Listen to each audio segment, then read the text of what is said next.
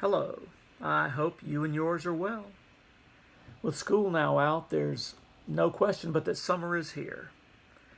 It's also time when the garden starts to produce its first fruits. There's a lot of work that happens in April and May to establish the garden, but there's so much more over which I have no control at all. And that's hard for me to deal with. The vegetable garden brings my anxieties into focus every year. Am I doing enough? Have I covered all the bases? What will happen if I fail? Well, thankfully, my ideal is not God's. In a pair of parables in Mark, a gardener scatters seed on the ground and then goes off to sleep. The seeds fend for themselves, and when the grain is ripe, the gardener harvests it. In the second parable, someone sows a tiny mustard seed in the ground, and it grows into a gigantic bush, large enough to offer birds shelter in its branches. These parables are big cosmic jokes intended to stretch our imaginations far beyond any place we'd take them on our own. What's the kingdom of God like? Well, brace yourself.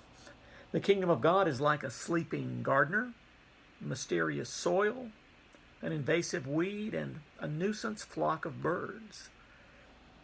Let's start with the sleeping gardener. Now, if you're any type of workaholic or perfectionist, then you know what's wrong with this first parable. Good gardeners don't toss a bunch of seeds into their backyards and then snooze away the growing season. From early spring until harvest time, they water, they fertilize, they prune, they weed, and they worry. But the gardener in Jesus' parable, he sleeps. He doesn't slog. He doesn't micromanage. He trusts the seeds. He trusts the generous and mysterious soil. He trusts the sun, the shade, the clouds, the rain. Yes, he participates in the process by planting and harvesting.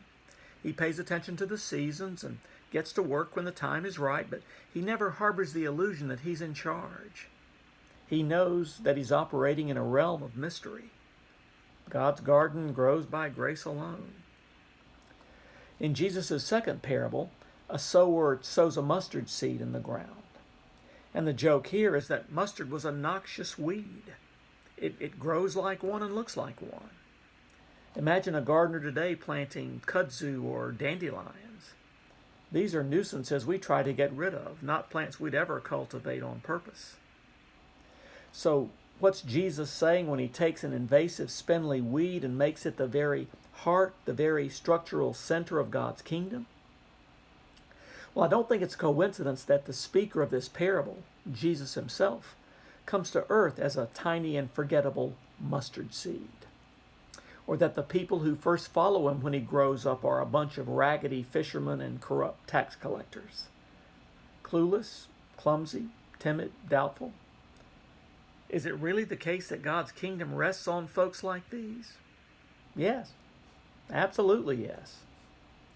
So maybe if I'm struggling to trust God's provision, it's because I discount the tiny seeds, the small volunteer sprouts, the seemingly insignificant places where the earth shifts and the weeds grow, those cracks in the post-pandemic church where strange growth appears despite the old best-laid plans that suddenly don't work anymore. The last image in these parables, that of nesting birds finding shade in the branches of the mustard plant, is pretty to think about, but it too, as it turns out, is a joke. Who wants birds in their garden? Birds eat seeds and fruits.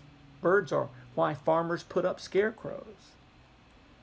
But Jesus isn't a scarecrow kind of gardener, because the kingdom of God is all about welcoming the unwelcome, sheltering the unwanted, practicing radical inclusion.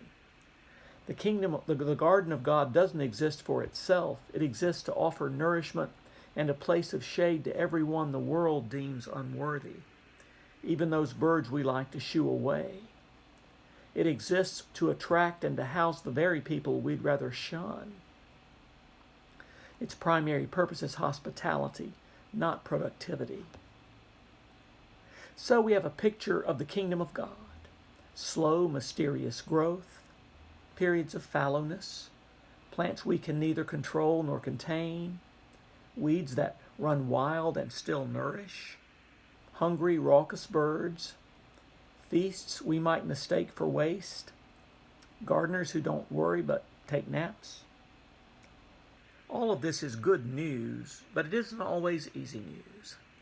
The truth is, it hurts to surrender my imagination and my workaholism to God's expansive, life-changing care. It's hard to loosen my grip, to trust and to accept mystery, to seek God in the ordinary and to embrace the unwanted thing as beloved. But whatever our temperaments and our circumstances, the challenge remains to scatter seed and rest in God's grace, to embrace even the weeds and allow them to become havens of rest, to trust that the God of the inscrutable seed is also the God of the magnificent harvest. See you soon.